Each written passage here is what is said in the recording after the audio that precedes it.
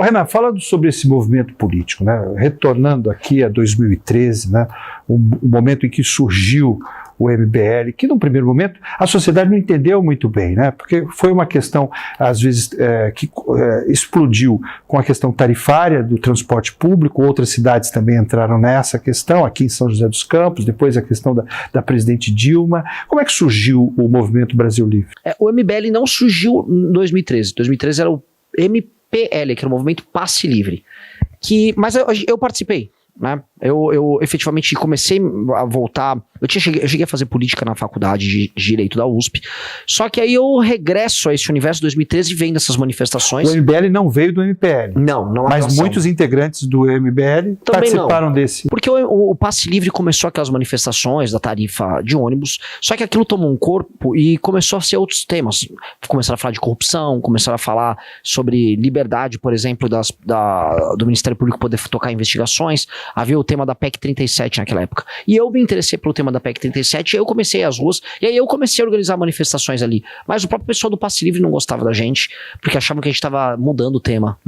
Enfim. Estava ampliando uma discussão extremamente importante. Exato. E aí aquilo acabou ainda em 2013, vieram aqueles black blocs, que foi uma coisa que foi plantada ali para acabar com as manifestações mesmo. Inclusive um amigo meu chamava Vitor perdeu o olho nessa loucura aí de black bloc. E aí para 2014, aí sim, eu fundo o Movimento Brasil Livre, e aí o Movimento Brasil Livre começa a convocar as manifestações que redundaram na queda de Dilma Rousseff. Então eu, o Kim Kataguiri, que foi um dos fundadores do grupo, um grupo de amigos, né, alguns músicos, meu irmão é cineasta, a gente se juntou, montou um escritório e ali a gente criou uma linguagem política nova para aquilo que a gente chama de direita no Brasil e organizamos manifestações, fomos para cima do PT e deu certo, né? O impeachment aconteceu, participei não só nas ruas como também nos bastidores, então eu ganhei. Vocês tiveram, de uma certa forma, uma participação ideológica no governo Temer, né? No sentido das reformas, né? Orientando algumas questões que o MBL achava importante em termos de pauta do Executivo Federal. Olha, eu estou verdadeiramente surpreso com a qualidade das perguntas, porque pouca gente me pergunta, na verdade você é a primeira pessoa a me perguntar isso, e de fato a PEC do teto e a PEC a reforma trabalhista que passou no governo Temer, nós chegamos a interferir nisso. Eu fui até o governo Temer e falar, não, vocês deviam fazer isso e aquilo. O slogan da PEC vou te revelar algo que nunca falei antes, o slogan da PEC do teto de gastos, que é, vamos tirar o Brasil do vermelho, fui eu que passei pra eles usarem. Falei, olha, tem a ver inclusive com a lógica do impeachment da Dilma. Vocês estão saindo do vermelho nas contas públicas, mas também do vermelho do PT. Adoraram o slogan e usaram na PEC do teto. Então, a gente interferiu muito ali, porque a gente tinha essa agenda vamos dizer assim, fiscalismo, um rigor fiscal que o Brasil não tinha nos tempos do PT. E deu certo, né? Você for olhar ali, a crise fiscal que o Brasil passava por conta da Dilma lá, foi, vamos dizer, debelada durante o governo do Temer. E aí dentro dessa construção, né, desse diálogo constante com as forças, né, não vou dizer progressistas da direita, mas com as forças nacionais, no sentido de você ter projetos de lei que, de uma certa forma, auxiliassem a regularização e a regulação das contas públicas, vocês decidiram lançar candidatos por outras siglas partidárias, é isso? Isso. No livro que a gente soltou, um livro biográfico do MBL, desde 2015, a gente já narra isso. A gente tentou ter um partido político. A gente viu, nossa, era muito, muito difícil. E a gente foi conversar com o PSL, então do Luciano Bivar e do advogado Antônio de Rueda. E eles, não, vamos dar um espaço para vocês. E aí o Antônio de Rueda, na época, veio inclusive tentar me ensinar como eu negociava a legenda nos estados e tal. A gente não topou, graças a Deus. E eles depois, né, acabaram virando Livres. E o Livres virou o partido que depois, o PSL de novo, voltou para o nome original, que o Bolsonaro ganhou a eleição e aí ficaram todos bilionários. E nesse sentido, vocês chegaram a eleger parlamentares, sim, né? Em algumas capitais, né? Sim. Não, o Fernando Holliday a gente elegeu por São Paulo, né? Peço desculpas aí à população de São Paulo.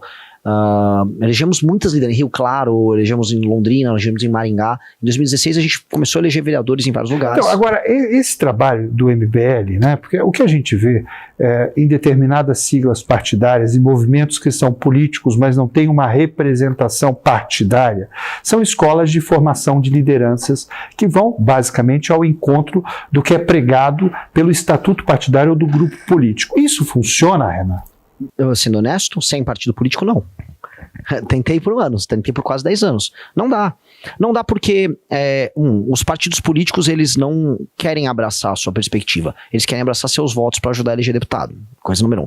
E coisa número 2, mesmo esses jovens que a gente treina, que passam por essa escola... Por exemplo, Renova Brasil. Não funciona também. Assim, de bom, assim, falando de coração aberto. A maior parte dos projetos políticos no Brasil são projetos personalíssimos. Então a pessoa cria a carreira política dela própria. Então o senso de grupo, especialmente fora da esquerda, para ser bem honesto, a esquerda ainda é um senso de grupo, propósito, a ideia de perder junto. No resto, direita, centro, é cada um por si. Então, a gente é um grupo de direita e a gente viu a maior parte das pessoas nossas abandonarem a gente para ir pro caminho mais fácil. Vou virar bolsonarista. E é só cálculo. Pessoas que eram amigas nossas, tipo, desculpa, mas aqui eu vou ter mais voto. Então, e elas sabiam que o bolsonarismo é corrupto, elas sabiam de todas as coisas. Então, é um cálculo muito ruim que essas pessoas fazem. Nesse sentido, o MBL ainda abriu uma negociação, né, republicana em termos de ideário com o governo Bolsonaro no início. Né? Não chegou a ter. Não chegou? Não chegou a ter. Assim, o nosso apoio ao Bolsonaro... Não, o Paulo Guedes tinha uma relação razoável. Tinha. Comigo, em especial. Eu falava bastante com o Paulo Guedes. Eu já tinha percebido que o Paulo Guedes ele era bem intencionado em alguma medida, meio louco, e muito mal informado sobre como funcionava, por exemplo, o orçamento. Ele achava, por exemplo, que o orçamento que ele iria administrar em 2019 seria de fato determinado por ele. Então, amigos nossos narravam, falando, não, eu tô preparando os cortes que eu vou fazer aqui, não sei o que. Você não vai fazer o corte é determinado pela legislatura do Congresso anterior, e ele não sabia. Então o Guedes estava muito perdido quando ele entrou. Ele também demitiu boa parte da equipe técnica dele. A gente tinha uma boa relação, mas ele no fim do dia se submetia ao governo dele ali. Então ele entrou naquela espiral toda de loucura dos caras. Vocês chegaram a defender o impeachment do Bolsonaro, sim, né? Sim. E como é que isso caiu para os membros, não só do MBL, mas da direita como um todo, que de uma certa forma se assemelhava ao MBL em algumas causas e também precisava do MBL em alguns apoiamentos políticos?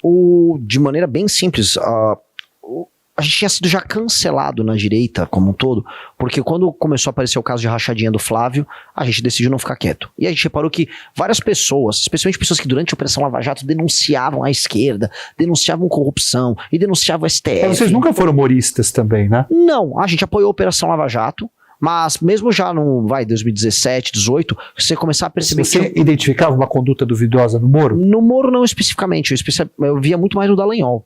Tanto que o Dallagnol, ele tava tentando tocar aquela ONG. Mas ele tentou usar o MBL, né? O Dallagnol? Nunca teve muito papo, não. O Dallagnol é vagabundo. Desculpa o termo aqui, é um vagabundo. Ele não tem nem convicção naquilo que ele tá fazendo no Lava Jato. Tanto que ele tentou montar aquela ONG de 2,5 bilhões de reais de dinheiro que ele pegava lá dos acordos de leniência ali da Operação Lava Jato. Ia ficar com aquele recurso e ele ia administrar com a ONG. Era um assunto bem estranho. E aí a Operação de Lava Jato depois era destruída pelo Bolsonaro, e aí o Dallagnol faz o cálculo político, e aí, imagina, a operação da vida dele. Ele deveria se opor ao Bolsonaro. Não, ele fez um cálculo, eu vou puxar saco do Bolsonaro. Hoje o Dallagnol é um dos maiores puxa-sacos que existem do Bolsonaro. Então é um cara que não tem convicção nenhuma.